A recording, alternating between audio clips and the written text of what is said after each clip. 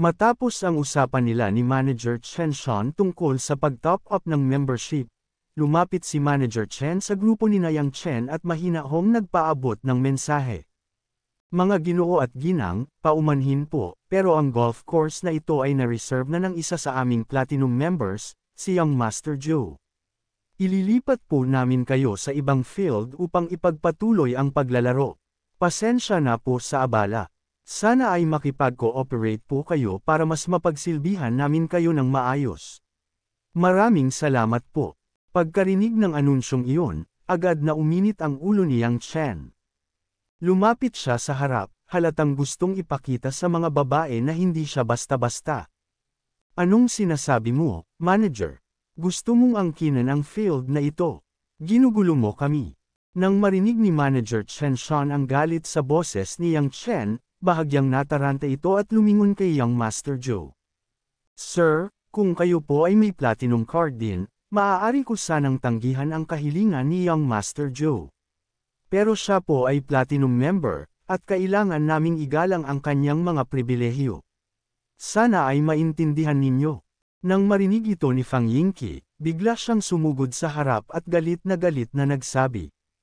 Sinasadya niyang manggulo, ako na ang kakausap sa kanya. Pero bago pa siya makalapit, agad siyang hinawakan sa kamay ni Yang Chen. Hindi na kailangan, ako na ang bahala. Humarap si Yang Chen sa manager, seryoso at may diin ang tono. Sabihin mo sa kanya, kung gusto niyang kuhanin ang field na to, siya mismo ang lumapit sa akin. Hindi ako pumapayag. Nagulat si Manager Chen sa katigasan ng loob ni Yang Chen. Napatawa na lang siya at sinabing, "Guwapo, ba't ka ganyan? Wala ka namang membership card. Kapag lumapit siya, baka lalo ka lang mapahiya." Pero matigas ang sagot ni Yang Chen. "Wag mo na akong alalahanin.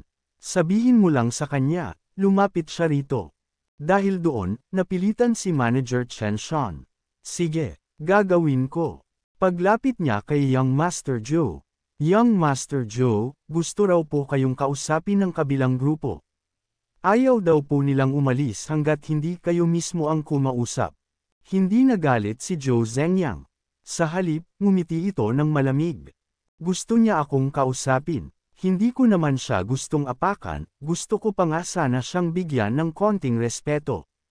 Pero kung ayaw niya, huwag niya akong sisihin kung mapahiya siya sa harap ng mga magagandang babae na yon. Mula sa malayo, nakita ni Yang Chen na may pinaplano ang dalawa habang nakatingin sa kanya. Privileges lang naman to. Tingnan natin kung sino ang mas malakas. Fair na. Pero bago pa siya makalapit, biglang sumugod si Fang Yingqi papunta kay Joe Zengyang at sumigaw. "Joe Zengyang, anong ginagawa mo? Sinadya mo ba tong gulo?" Ngumisi si Young Master Joe at sagot niya habang hinahaplos ang baba. "Hindi ko naman sinasadya. Napansin ko lang na ang ganda ng field na nilalaroan ninyo, gusto ko sanang sumama. Pero alam kong tatanggihan mo ako. Kaya kinausap ko na lang ang manager." Uminit lalo ang ulo ni Fang Yingqi. "Joe Zengyang, hindi mo ba alam kung gaano ka naka-weird? Hindi kita kailanman magugustuhan. Tumigil ka na. Kung may hiya ka pa, doon ka na lang sa ibang field." Pero ngumisi lang si Joe Zengyang at sumagot. "Don't flatter yourself. Nandito ako para mag-golf, hindi para sundan ka. Ganito na lang, dalawa ang pagpipilian mo. Una, maglaro tayo sa field na ito, ako ang taya sa lahat. O kaya, umalis ka at ako na lang ang maglalaro dito.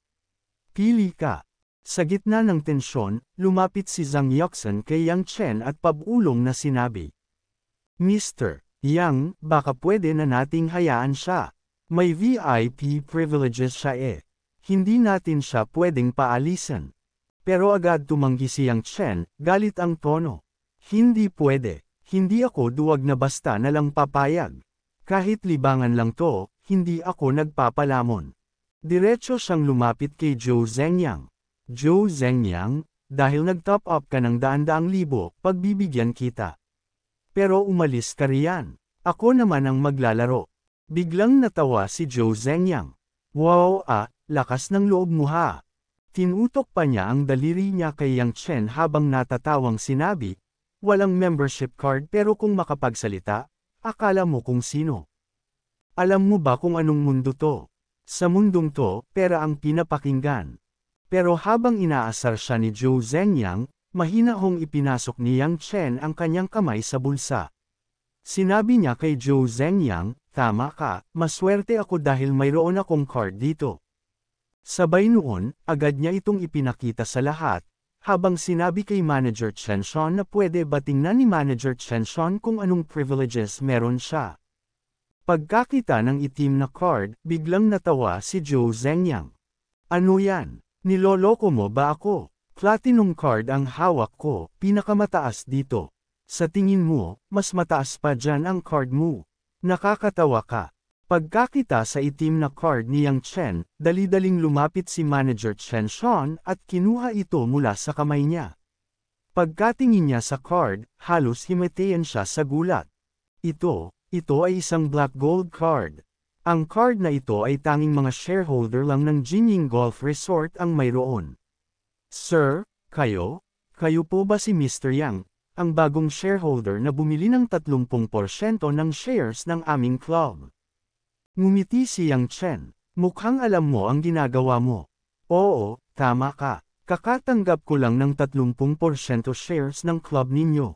Ngayon, tanong ko lang, pwede ko na bang gamitin ang field na ito? Pagkarinig ng sagot na iyon, halos manginig sa hiya si Manager Chen Shon. Napakamot ito sa ulo at mabilis na sumagot. Oo naman po. Kayo ay isa sa aming shareholder, Mr. Yang. Malaya kayong makagamit ng alinmang golf course sa loob ng club. Wala pong sino man ang may karapatang pigilan kayo. Sa gilid, nagngingit-ngit si Zhou Zhengyang at galit na sumigaw. Ano yang pinagsasabi mo, matanda? Hindi mo ba nakikita? Wala ngang membership card yang tao na yan, paano siya magiging shareholder? Keke yang card, tingnan mo ulit. Ngunit ngumiti lang si Manager Chen Shon at malakas na sinabi. Hindi pwede yan, Young Master Zhou. Inabisuhan na po ako ng aming kumpanya. Siya po talaga ang bagong shareholder. Pagkasabi nito, yumuko siya ng magalang kay Yang Chen. Mr. Yang, kasaya na po ang inyong laro. Hindi na po kayo guguluhin. Lalong uminit ang ulo ni Zhou Zhengyang.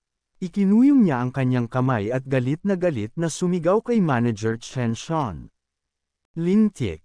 Ano ngayon kung shareholder siya? Tawagin mo boss ninyo. Ako ay platinum card holder.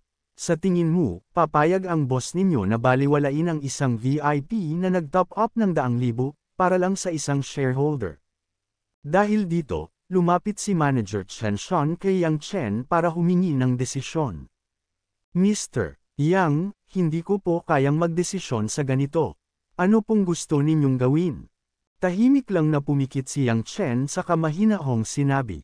Ayos lang. Tawagin nyo na lang ang boss ninyo. Makalipas ang 10 minuto, dumating ang isang eleganteng babae. Nang makita si Yang Chen, agad itong ngumiti at yumuko ng magalang. Mr. Yang, ikinagagalak ko pong makilala kayo. Bakit po hindi kayo tumawag bago kayo pumunta? Sana nakapaghanda kami upang kayo'y masalubong ng maayos. Siya si Chen Jinying, ang president ng Jinying Golf Resort. Kung gusto po ninyo, maaari ko po kayong bigyan ng tour at ipakilala ang buong operasyon ng aming club. Ngumiti si Yang Chen at iniabot ang kamay upang makipagkamay. Pumunta lang ako rito para maglaro ng golf kasama ang ilang kaibigan. Kapag handa na akong pag-usapan ang business side, magpapasabi ako sa inyo. Hindi ko lang akalaing may platinum member na magtatangkang angkinan ang course namin, kaya napilitan akong ilabas ang black gold card ko. Tumango si Chen Jinying at sinabing, nauunawaan ko po, isang malaking hindi pagkakaintindihan lang ito. Humihingi kami ng paumanhin. Pagkatapos noon, lumapit siya kay Zhou Zhengyang at mahinahong sinabi, Young Master Zhou, si Mr. Yang po ay totoong shareholder ng aming grupo. Hayaan po ninyong dalhin ko kayo sa mas maganda pang golf course, at bibigyan po namin kayo ng libreng 3 rounds bilang kabayaran. Mag-relax po tayo, ang mahalaga ay magsaya tayo. Ngunit imbes na tumigil, biglang sumabog sa galit si Zhou Zhengyang. At sino ka para magdesisyon yan? Kapag hindi ninyo ibinigay sakin ang course na to, kakanselahin ko ang platinum membership ko. Lilipat ako sa katabing club at papabanderahan ko pa ang harapan ng golf club ninyo ng scammer ang Jining Golf Club. Binabasta ang VIP. Kahit platinum card holder, tinatrato parang aso. Hindi na nakatiis si Fang Yingqi at lumapit. Zhou Zhengyang, gaano ka kababa para magsalita ng ganyan? Lalaki ka pa man din. Wala ka bang hiya? Ano bang mahirap intindihin? Ako ay customer. May karapatan akong maghanap ng mas magandang serbisyo. Sagot ni Zhou Zhengyang. Nang marinig ito, humugot ulit si Yang Chen ng isa pang card at inilabas, dahilan para halos himatayan si Zhou Zhengyang sa pagkabigla. Young Master Zhou, mukhang mapapalungkot kita. Wala kang karapatang mamili rito. Kasi, bukod sa Jining Golf Resort, bumili rin ako ng 30% share sa Jinhai Golf Resort, yung susunod mong lilipatan. Kaya, huwag ka na ring umasang makalalaro ka roon. Pagkasabi nito, nanahimik ang lahat. Parang nagyayelong hangin ang dumaan. Halos mawala ng malay ang mga tao sa paligid. Anong sinabi mo? Hindi makapaniwala si Zhou Zhengyang. Maging si Chen Jinying, hindi makapaniwala sa narinig. Mr. Yang Chen, pwede ko bang makita ang card mo sa Jinhai? Walang pag-aatubili, iniabot ito ni Yang Chen kay Chen Jinying. Paghawak pa lang niya sa card, nanlaki agad ang mata ni Chen Jinying. Hindi ako makapaniwala, nakabili ka ng 30% share sa parehong clubs. Sa parehong araw. Ngunit kalmado lang ang sagot ni Yang Chen. Wala yan, maliit na bagay lang. Habang tinatitigan siya ni Chen Jinying, iba na ang tingin niya kay Yang Chen. Sino ba talaga ang taong ito? Sa edad niyang yan, imposibleng siya lang ang nagpondo ng ganito kalaking halaga. May malaki siyang koneksyon. Samantala, si Zhou Zhengyang ay natulala. Parang estatwa lang siya sa gilid. Sira ka ba? Bakit mo bibilhin ang shares ng Jinying at Jinhai? Hindi mo ba alam na mortal na magkaaway ang dalawang pamilyang nagmamay-ari niyan? Pagkarinig sa sinabi ni Zhou Zhengyang, kalmadong itinaas ni Yang Chen ang kamay. Ano bang malaking isyo dyan? Ganito na lang, may dalawang pagpipilian ka. Una, lumipat ka ng ibang field. Pangalawa, ay cancel mo ang membership mo. Ako si Yang Chen, patas akong tao. Hindi ko hinahaluan ng personal ang negosyo. Pero yan, hindi yan makakaapekto sa pagbili ko ng share sa dalawang golf club. Pagkasabi nito, galit na lumapit si Fang Yingqi at sumigaw. Zhou Zhengyang, wala ka bang hiya? Umalis ka na nga rito. Nang marinig ito, biglang natakot si Zhou Zhengyang. Kinamot ang ulo at dali-daling nagsalita. Oo, Mr. Yang. Pasensya na. Ako'y bulag at hindi ko kayo agad nakilala. Bata pa po ako, wala pang karanasan. Sana'y mapatawad niyo po ako. Hindi ko po alam na kayo pala si Mr. Yang na makapangyarihan. Mali po ako. Sana patawarin niyo ako. Dahil nakita ni Yang Chen na natakot na ito, medyo kumalma na rin siya. Tinignan niya si Zhou Zhengyang ng malamig. Sige, hanap ka na lang ng ibang spot. Doon ka maglaro. Tuwang-tuwang si Zhou Zhengyang sa narinig. Oo, salamat po, Mr. Yang. Salamat sa kabaitan nyo. Hindi ko na kayo aabalahin. Nang makaalis na ang nakakainis na tao, lumapit ang president ng Jining Golf Club na si Chen Jinying at buong paghanga na sinabi. Mr. Yang, ang galing nyo talaga. Naayos nyo ang isang komplikadong problema ng napakadali, niresolbo ang issue, pero napanatili pa ang perang ni top up niya. Talagang kahanga-hanga kayo. Ngumiti si Yang Chen at sagot niya. Maliit na bagay lang yun. Gusto lang naman niya akong apihin pero siya ang napahiya sa huli. Napakamot siya ng ulo at dagdag pa. Siyempre ngayon, hindi na niya babanggitan ang pag-cancel ng membership niya. Napangiti si Chen Jinying at may paghanga pang sinabi.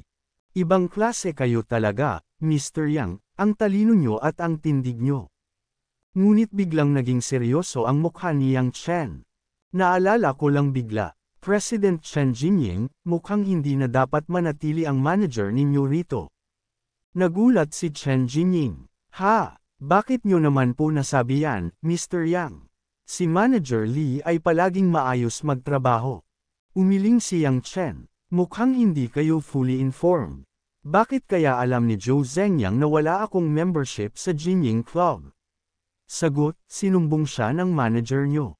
Sabihin nyo nga, sa ganyang klaseng pagkakamali, sa tingin nyo ba dapat pang manatili ang manager na yan? Biglang nagdilim ang mukha ni Chen Jinying. Naiintindihan ko po, Mr. Yang, aalisin ko agad siya sa pwesto. Pero bago pa man niya magawa ito, isang sekretarya ang nagmamadaling lumapit.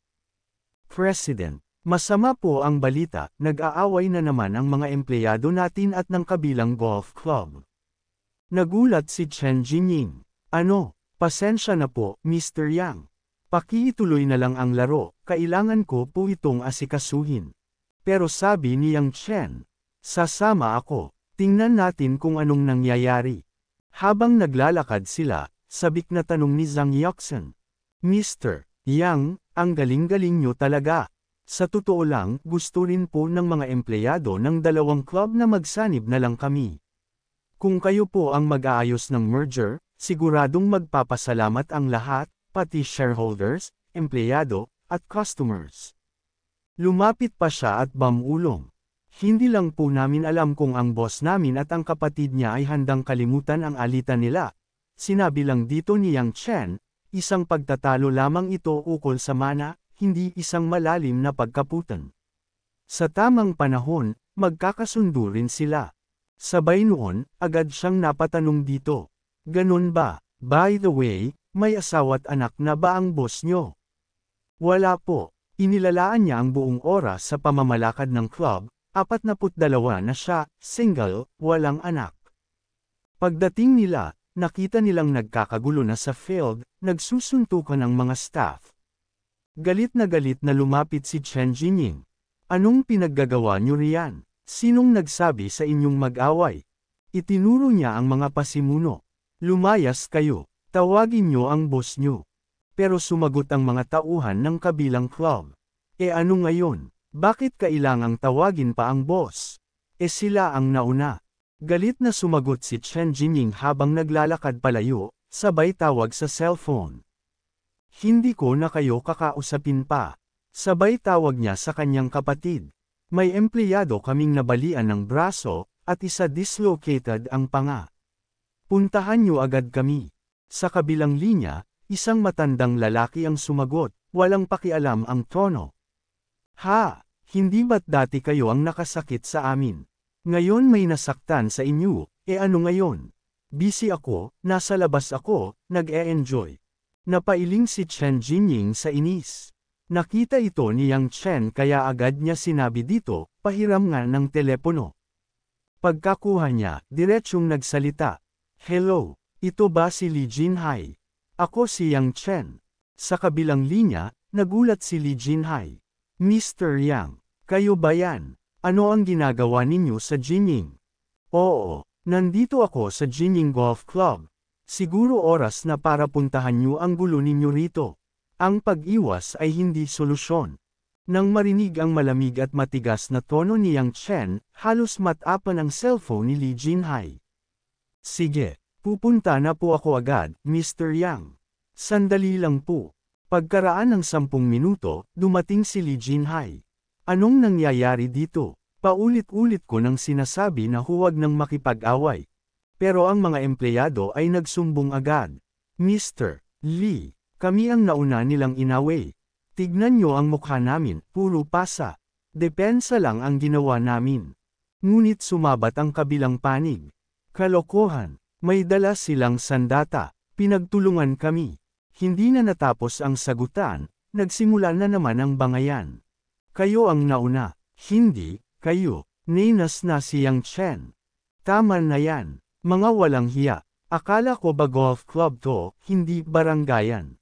Agad na sinabi ni Li Jinhai kay Yang Chen, Mr. Yang, tara na po sa opisina para mag-usap, hayaan na po natin ang iba ang gumawa ng solusyon dito.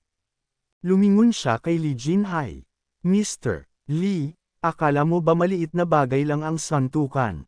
Hindi mo ba alam ang epekto nito sa dalawang club?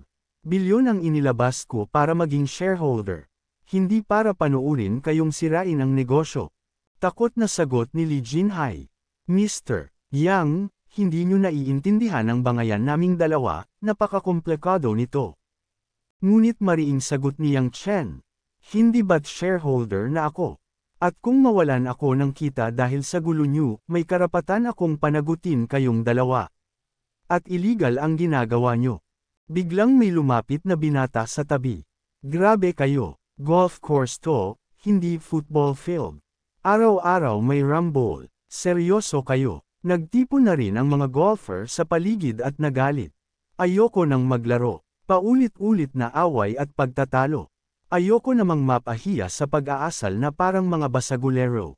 Kanselahin na ang membership ko.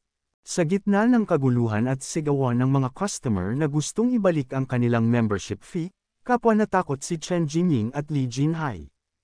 Pasensya na po talaga, hindi na to mauulit, ani ni Lee Jinhai. Pilit nilang pinapakalma ang mga tao. Habang humihingi ng tawad ang dalawa, itinaas ni Yang Chen ang kanyang kamay at sinabi, Ms. Chen, bilang shareholder, may mungkahi ako. Magpatawag tayo ng shareholders meeting, ngayon din. Isa pa, shareholder ako sa parehong kumpanya. May krisis tayong parehong kinahaharap. Kailangan nating pag-usapan ito ng maayos. Pagdating ng alas 12 ng tanghali sa All Island Hotel, nagsama-sama ang mga tauhan at shareholders ng parehong Jinhai at Jinying Golf Resort. Nagsalita si Yang Chen at nagpahayag. Tinawag ko kayong lahat para i-anunsyo ang plano ko, pag-isahin ang Jinhai at Jinying Golf Club para makabuo ng pinakamalaking golf club sa buong bansa. Hindi ako bumili ng shares para lang masaksihan ang pagbagsak ng dalawang club. Pero hindi pa man siya natatapos, nagsimula na naman ang sigawan ng magkabilang kampo. Si matandang Lee Jinhai, galit na galit. Hindi ko yan papayagan. Isa lang ang pwedeng manatili sa aming dalawa. Sumagot si Chen Jinying. Ni ayokong makasama ka sa iisang club. Sana nga mauna ka nang mamatay para makabawi ka sa mga magulang natin. Nagpanteng ang tenga ng matanda at sumigaw. Ako, ang dapat humingi ng tawad, ikaw. Ilang babae ba sa mundo ang lumalaban ng mana sa sariling kapatid na lalaki? Wala kang hiya. Sumagot si Jinying habang tumatayo. Anak rin ako ng magulang natin. Ako ang nag-alaga at gumastos noong may sakit sila. Legal man o moral, may karapatan ako sa mana. Nagpalitan sila ng insulto ng mahigit 1 oras, habang si Yang Chen naman ay tintim lang na umiinom sa gitna nila, habang hinahayaan sila sa kanilang ginagawa. Makalipas ang 1 oras na pagtatalo ng dalawa, pagod na si Yang Chen, kaya bigla siyang sumigaw. Tama na, 1 oras na kayong nagtatalo. Itabi muna ang inyong pagtatalo. Wala na ang inyong mga magulang, at higit 1 dekada na kayong nag-aakusahan sa isa't isa. Hindi ba't sapat na iyon? Panahon na para magkaisa at muling buksan ang Haishang Elite Club. Ngunit agad na tumutol si Ms. Chen, imposible tayong magkasundo. Sumang-ayon naman si Lee Jinhai, oo, imposibleng magkasundo. Muling nagsalita si Yang Chen, mukhang lubos ninyong binabaliwala ang kapakanan naming mga shareholder. Sa kasalukuyang mga problema sa operasyon, kung magsisimulang kanselahin ng mga customer ang kanilang membership, masisira ang reputasyon ng Jinhai at Jinying. Ano na ang mangyayari sa aming mga puhunan? Kayo ba ang magbabayad ng aming mga pagkalugi? Nang marinig ito ng mga shareholder, nagkagulo sila. Sigaw ng isang shareholder, tama. Malaki ang aming pinuhunan. Ngayon at may kita na tayo, hindi natin hahayaang sirain ng inyong alitan ang lahat. Dagdag pa ng isa, sapat na. Higit 1 dekada na itong alitan. Ngayon, kinakailangan na ang pagsasama ng inyong dalawang kumpanya. Maghihiwalay kayo't mamamatay, magkakasama kayo't mabubuhay. Hindi ba ninyo iyon nakikita? Ngunit agad na nagtanong si Lee Jinhai, kung magsasama ang dalawang kumpanya, paano mahahati ang mga shares?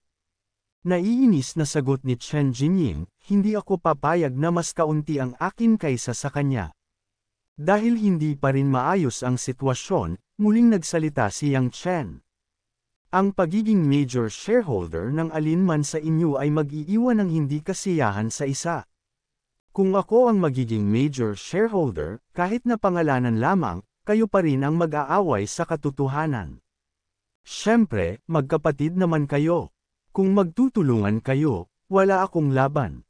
Kahit napipilitan, pumayag si Lee Jinhai. Sige, pumapayag ako dahil ayokong masira ang pinaghirapan ni tatay dahil sa atin. Hindi ibig sabihin nito na pinapatawad na kita. Sagot naman ni Chen Jinying, para bang mapapatawad kita. Ayoko lang mapahiya kina nanay at tatay sa kabilang buhay. Kung hindi, hindi ako papayag sa pagsasama. Agad na tumayo si Yang Chen at hinawakan ang mga kamay ng dalawa. Pagkatapos, pinagdikit niya ang mga palad nila habang sinasabi, ang pagkakaisa ay nagdudulot ng kayamanan. Magkakapamilya naman kayo, mas malakas ang dugo kaysa sa tubig. Kayo, bilang magkapatid, ay dapat magkamayan at magtuon sa pagpapanumbalik ng kaluwalhatian ng Haishang Elite Club. Ngumiti si Yang Chen at tingin kay Secretary Yu Shishi. Since pareho kayong pumayag, ipa-assign mo na lang ang taong hahawak sa operations. Kinabukasan, balik sa pagiging grab driver si Yang Chen. Pagdating niya sa isang pick-up point, nakita niya ang isang magandang babae may dalang aso. Hello po, kayo po ba yung may number ending in 1843? Oo, sagot ng babae, sabay sakay. Napansin ni Yang Chen ang alagang aso at agad sinabi. Pasensya na po, pero hindi po pinapayagan ang pet sa loob ng sasakyan. Sumimangot ang babae. Ha, bakit naman? Mabait ang aso ko. Hindi naman to makakasira ng kotse mo. Hindi po dahil sa damage. Kung may next passenger na allergic, delikado po. Kung meron po kayong pet carrier, okay lang sana. Pero diretsyong upuan, hindi po talaga pwede. Pasensya na po. Kailangan ko ay cancel ang trip. Galit na galit ang babae. Ang arte mo. Lahat ng driver hinahayaan ako. Ikaw pa talaga. Magrereklamo ako. Pero kalmado si Yang Chen. Sige lang. Hindi ako natatakot sa reklamo mo. Sabay noon, kinancel na niya ang bukang ng babae. Galit na bumaba ang babae sa sasakyan ni Yang Chen, habang sinasabihan ito na maghintay lang siya. Makalipas ang ilang sandali, nagkaroon ulit ng panibagong bukang si Yang Chen. Agad siyang pumunta sa airport, may isa na namang pasahero si Yang Chen, mas maganda pa. Pagkasakay nito sa kotse, agad sinabihan ito ni Yang Chen, please seatbelt po tayo. Papunta na po tayo sa Binjang Apartments. Ngumiti ang babae. Okay, driver. Matutulog muna ako ha. Gisingin mo na lang ako pag andan na tayo. Wala pong problema, matulog na po kayo, ani ni Yang Chen. Sabay noon, agad na rin humiga ang babae upang matulog na muna. Pagkalipas ng ilang minuto, nagulat si Yang Chen nang biglang sumigaw ang babae. Ang Katie sobra. Ha, miss, okay ka lang? Allergic ka ba sa aso? Tanong agad ni Yang Chen dito. Oo, allergic ako, ipinamigay ko nga ang aking aso dahil dito. Dahil doon, agad na pinahinto ni Yang Chen ang sasakyan. Biglang naalala ni Yang Chen yung pasaherong may dalang aso. Pasensya na po, may sumakay po kasi kanina may bitbit na aso, dinala niya sa upuan. Allergic po kayo, di ba? Oo, napaka-allergic ko, napaka-Katie talaga. Agad na nagpanik si Yang Chen. Pasensya na talaga, ako na ang mananagot. Dadaanin ko kayo sa ospital. Bilis, kapit lang po. Pinaharurot ni Yang Chen ang sasakyan habang pinipigilan ang babae sa kakakamot. Huwag kang kamot ng kamot. Konting tiis lang, bilasan ko. Pero halos umiiyak na ang babae sa kati. Ang kati, hindi ko na kaya. Sandali na lang. Malapit na tayo. Konting tiis na lang talaga. Bibilisan ko pa ang takbo, ani ni Yang Chen dito.